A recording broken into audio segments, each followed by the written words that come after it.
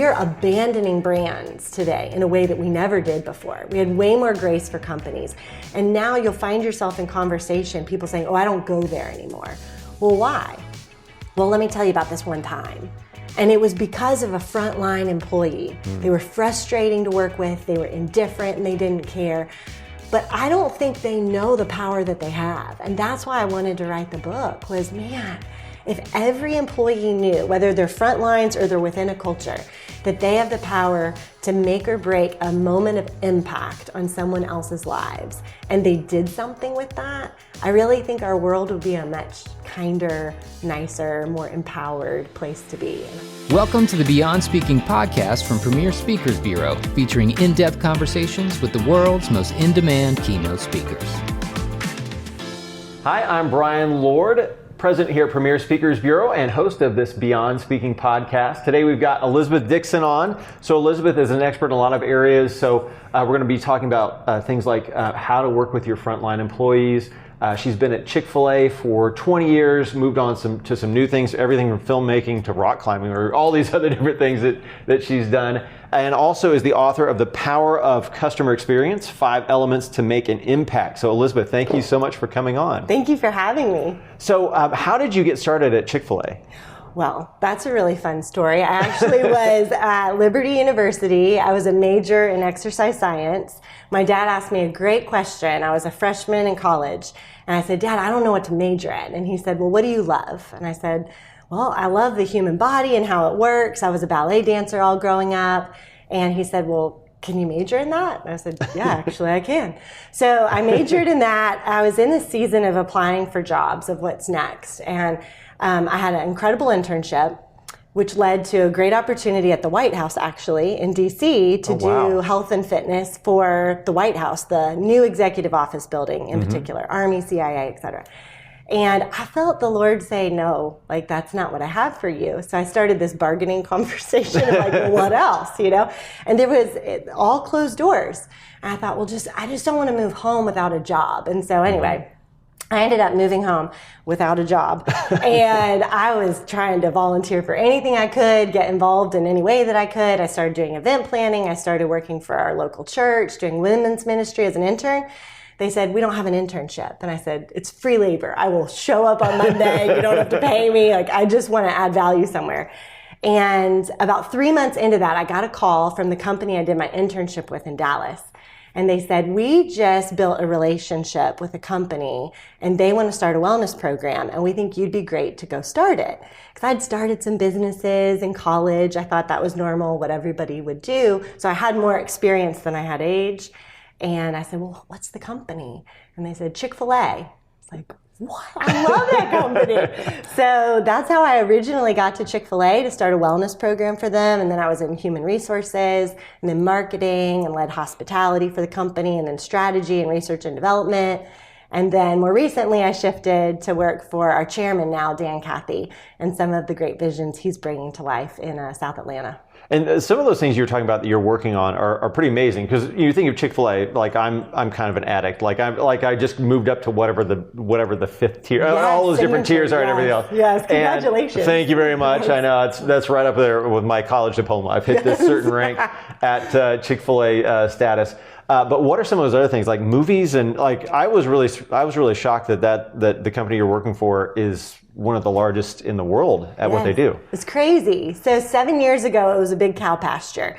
And there was a tax credit that came to Georgia for film. And so Dan Cathy and his wife thought, well, what if we built a relationship? They'd been over to London to visit Pinewood Studios, and they built a relationship with that team. What if we built a Pinewood Studios in America?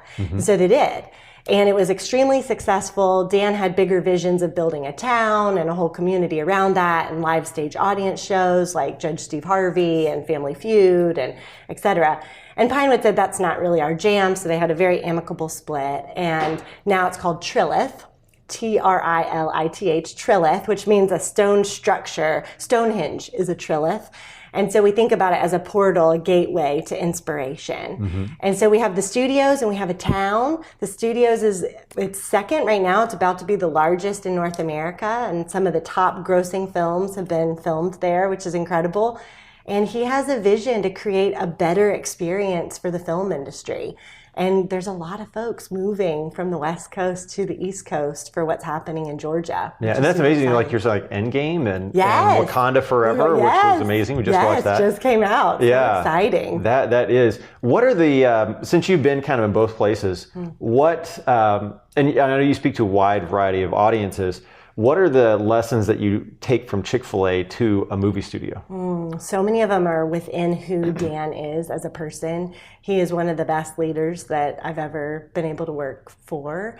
I would say the care, the intentionality, the design, the way that we would design the drive-thru experience, the way that we would design the ordering experience, the way that the food would be selected, the quality, all of that would be top. Same at Truett. It's all above and beyond. This was so cool. The other day, I got there to work early, and we have a town center.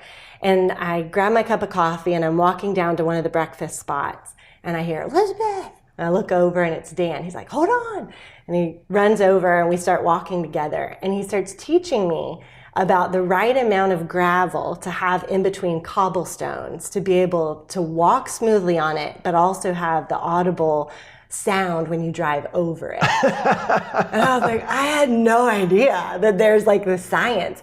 And he kneels down and shows me, and some of the gentlemen were sweeping the street to spread the gravel. And he went over to them and started instructing them on how to do it, the same way that he would do at Chick-fil-A on how you carry a tray to a table, how you open a door for a customer. That intentionality, the care, the design, and the quality, over-the-top quality, all of that. And that's what is making it so successful for the film industry, because they get to have a better experience filming, and then ultimately that impacts the quality of the movies that we get to enjoy. Yeah, and that's amazing. Like, you think of how those little details impact that. And even just with you talking, like even before we got on air here, just talking about like your customer experience at like a popular local restaurant here, or just helping me out by making sure my collar was the right way, because I always miss that. So thank you. That way you can enjoy a good collar here. Where do you think that attention to detail comes from? For me or for Chick-fil-A? Yeah. I think details matter. I think there's power in the details. I think that impact on others' lives often comes in disguise in those small moments of showing somebody that they matter. Maybe it's in an elevator and just greeting them and saying hello, or if you're in a service experience, it's going above and beyond for them to make sure that they know that they're important and they're valuable. And I think that that's a huge opportunity that we have every day, that Truett used to always say, how do you know if someone needs encouragement? And the answer is if they're breathing. And I think that when we're attentive to those small details, we get to show people that they matter. And for employees, it happens at every level of the organization. It's not just saved for a certain group, but it's everybody understanding that the role they play in creating this experience is valuable and it's important. And then it's good for business, because when we're attentive to detail, customers recognize it. And whether they speak to it or not, it creates a feeling in them that drives them to want to go back, to want to tell other people about it. And so I think it matters for both. We can impact people, and we can also be really good for business and help grow our businesses in a meaningful way. So at a movie studio, so obviously with like Chick-fil-A, the frontline worker, everyone knows who that is. That's the person that's serving you in the drive-through window, or walking out to your car, or at the counter on the inside. Who are the frontline workers at a studio like Truett? Well, so it kind of is multidimensional, because you have the actual studios that are renting out space to the production. So whether that's your Marvel or whoever that's coming in. And so then within those groups, you have the teams that are bringing to life these films, the lighting, the sound, the stage creation, and building all of that. You have the talent. So it's multidimensional in the sense that the Truett team that's serving the productions that are coming on site, the security team, the greeters who are welcoming people and badging people in and keeping everyone safe, they're front lines for everybody, but also the groups that are there for 3, 6, 8 months doing their films. there within that group, there's frontline serving each other to create the films or the live studio audience shows. And then for us, you have the town. So then you come over and you have the restaurants and you have the shops and you have the co-working space.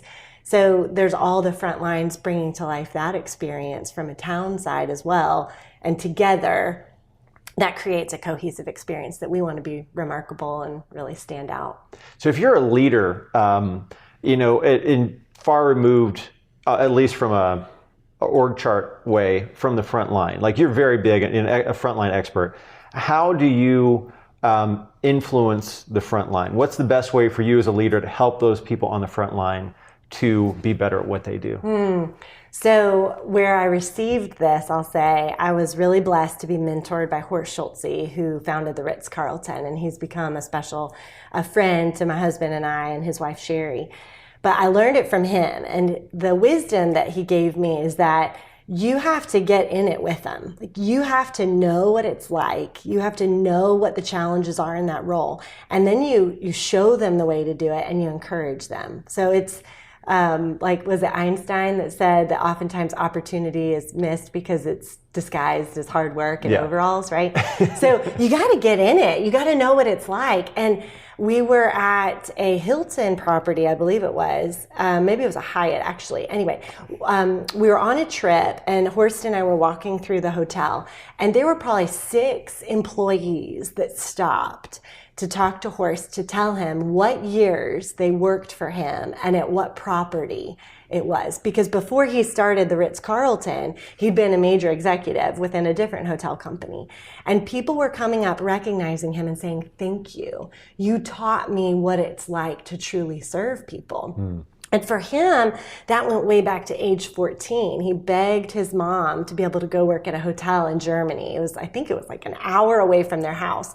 And she ended up saying yes. And she said, "Now remember, Horst, you're serving important people. Shine your shoes, iron your clothes. You are serving important people." And he got there to the hotel, and the staff would say the same kind of message. But there was something about this certain maitre d' that when he would walk into the dining room, he would elevate the entire experience of the dining room for people. And Horst took note of that, and he asked him about that. And that entire experience caused him at age 14 to write a paper entitled "Ladies and Gentlemen Serving Ladies and Gentlemen." And that became the motto for the Ritz-Carlton decades later. Because he said, yes, we are serving important people, but we are also important people. And so we have to get in it to understand what's going on in the front lines, but we also have to make sure that we understand and communicate to them they are important. Their role is critically important. And they have the power to make or break the experience for the customer. And when they understand that, it helps give them a purpose beyond the paycheck. It's something meaningful that they can wake up and jump out of bed for, that's beyond just getting that paycheck every few weeks. So I think the biggest thing is we can get in it with them. We can know what the experience is like. We can know what the pain points are like and do everything we can to fix those. And then we can make sure that they are aligned to the mission. They're aligned to the objective of the organization, and that's something that's way bigger than profits and way bigger and more meaningful to the world than just being a healthy, sustainable business. I love that.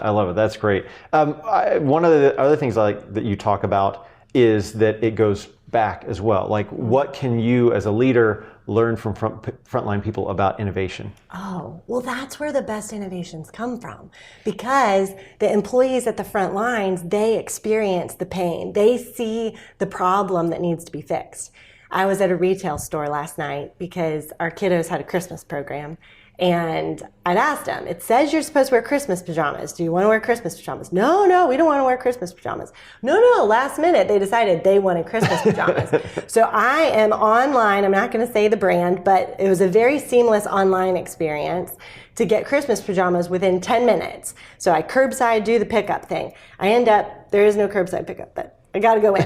So I go in and I ask, hey, where's the pickup? And they don't have the order ready.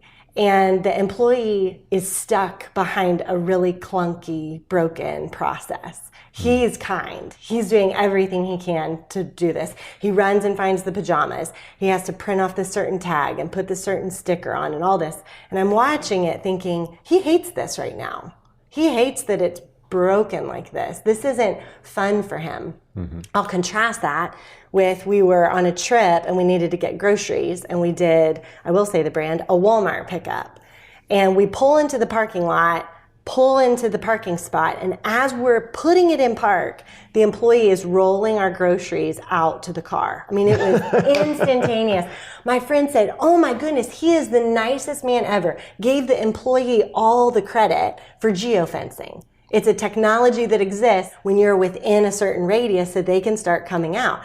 That employee was enhanced. He was elevated by a really beautiful process.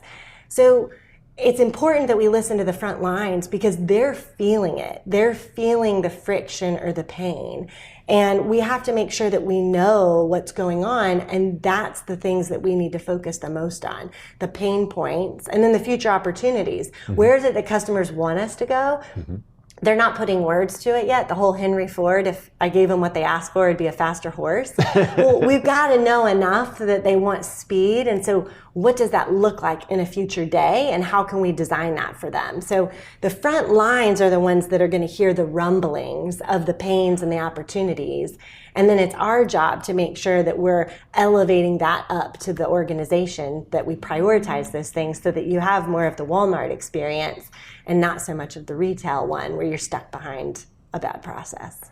One of the things that is so important right now, I know you've got the great HR background, is with those frontline employees, actually getting them. So how do you get those people and how do you keep them? It's so hard. And ever since COVID, it's like, all bets are off in some ways. But I think a big part of it is going to be, what is the purpose that you're working towards? What is that compelling reason? The younger generation today, they want organizations to be purposeful and they want them to communicate that purpose. And so what is it that you're working toward? And it's not just the service or the product. It's something bigger and grander that people get to be a part of. And then I think having a clear path. So what's the path for growth? Again, a lot of the younger generation now wants, what is my way to move up? How am I going to improve here? So having a purpose, having a path. And then I think onboarding is really, really important. Horst talks a lot about that in his book, Excellence Wins. And it's that you have the first few days to align them to your mission and objective. He talks about how people don't relate to orders and direction, but they align to mission and objective. And so in those first few days, it's an emotional life event for people, and you can align them to what really matters. Zappos is great at this. They have, I think it's a week-long or a 2-week-long process of onboarding. And at the end of it, they'll actually pay you $2,000 to leave. And you're thinking, what? Like, I can get $2,000 right now to leave the company? But they know that it would be better for you to take the $2,000 and leave than to be an employee in the company that is not going to be committed to their purpose and their mission. And so that's a way to make sure you can attract the right people to be the organization that employees are going to want to be a part of. Have that purpose, have that path for growth, onboard them in a way that they're going to want to be a part of this and they're going to align to the mission. And then how do you keep them? I think one thing we talk about a lot is that the customer experience is an overflow of the employee experience. And we spend a lot of time as organizations thinking about the customer experience, but if we neglect the employee experience, we're going to lose it. So how do we create those systems, those processes, that culture that truly makes employees feel like they're valued and they're making a difference and they get clear feedback and they know what growth can look like for them? So I think a lot of that comes to listening and being willing to adapt and change organizational processes to meet the needs of the generation that is in the workforce and not being stuck in the old days of this is how we used to do it. Yeah, no, that's great. I mean, just having that transition and growth is just amazing. One thing that I'm hearing from event planners, so many people now, is that they want a speaker on a big, broad topic, but they also want something that has to do with health and wellness and mental well-being. And obviously, you've got that background. You're invited to be in the White House program. Yeah. You started off with Chick-fil-A through that. As an executive, what are the best ways leaders can help their people from that health and wellness standpoint? It's so important. And it used to be we talked about physical health, we talked about nutrition, we talked about sleep, we talked about exercise. All those things are really important. But thankfully to folks like, Brene Brown and John Acuff and others, we're talking about the mental and the emotional side. We're talking about the soundtracks. We're talking about the stories that we're telling ourselves. We're talking about how healthy we are mentally and emotionally. And so having resources is huge. Having the accessibility for employees to get the help that they need when they need it, and that there's safety in the organization, that you're not going to get in trouble. There's no fear of reciprocity that, if I raise my hand that I need this kind of help, then I might get put on this list that I won't be able to grow in my career. And I think sometimes there's fear for that, and that holds us back. But how do you create enough privacy and enough resources that are accessible without having to be overt about what you need?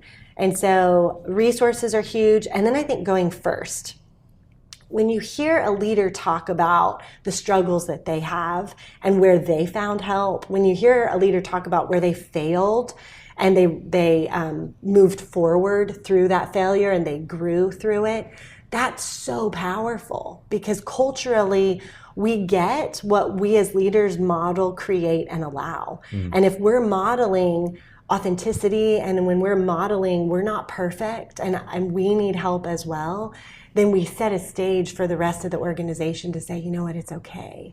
So we have to have the resources accessible, and then we have to go first and make sure that we're modeling, that we're creating a culture around us, and that we're allowing the things that we want to happen, and we're not allowing the things that are going to be threats to our culture to take place. Yeah, and I love how you just have this pattern over the past 20-some years of giving back, of saying, how can I use my gifts to help others? So, and I love the power of customer experience. What made you want to write this? For me, in my time leading hospitality for Chick-fil-A, I had great resources from a strategy perspective, design thinking, service process design, great resources to help you think about how to actually design from a corporate perspective. But the power of it, not to diminish that, it's important. You have to we talked about that a second ago. You can't put great people behind a bad process. That's important.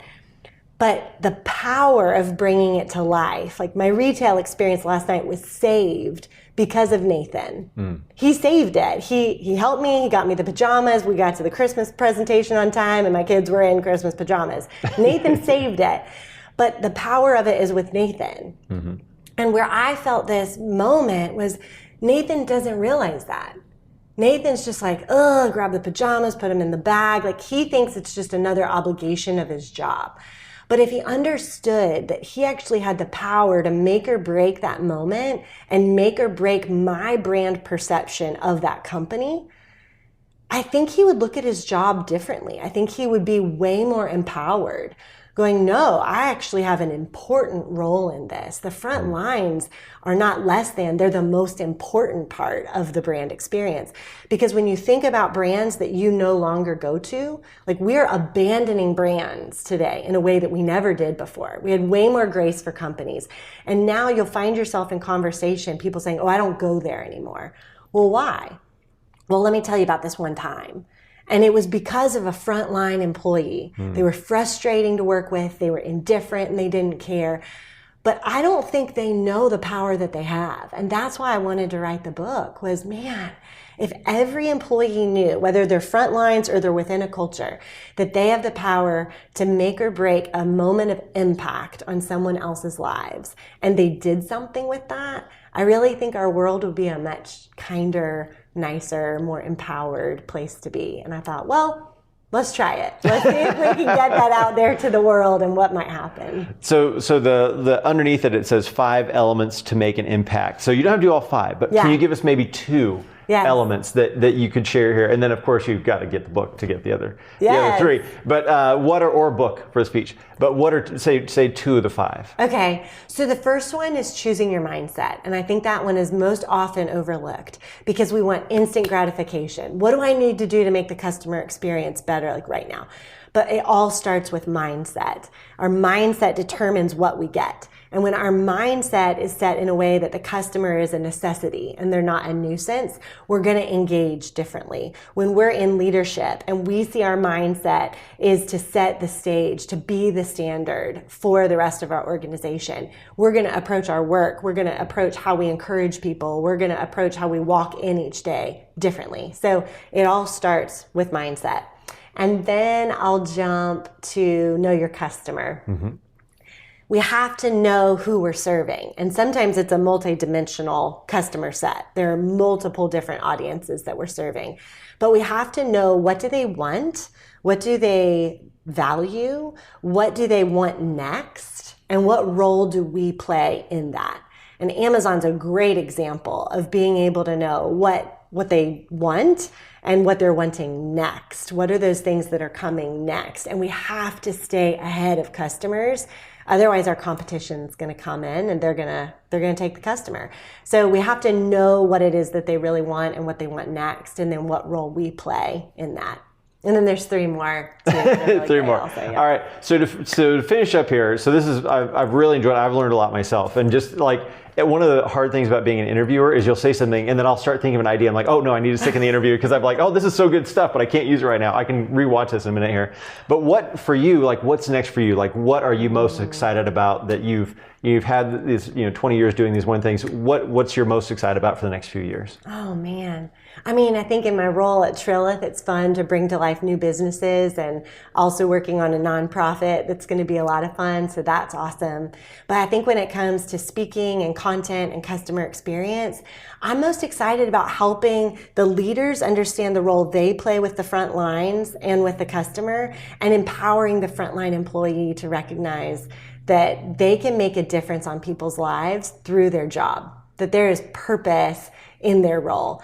And I think for all of us, when we understand the purpose for our lives and we can express that purpose in our work, we're able to come to life and pop out of bed in a new and fresh way. And I just think that that's an exciting place to be. And for every frontline employee to be able to connect those dots, that's really, really thrilling and fun. Thank you for joining us for the Beyond Speaking podcast. To learn more about today's guest, visit premierspeakers.com. Make sure to subscribe and leave a review wherever you listen.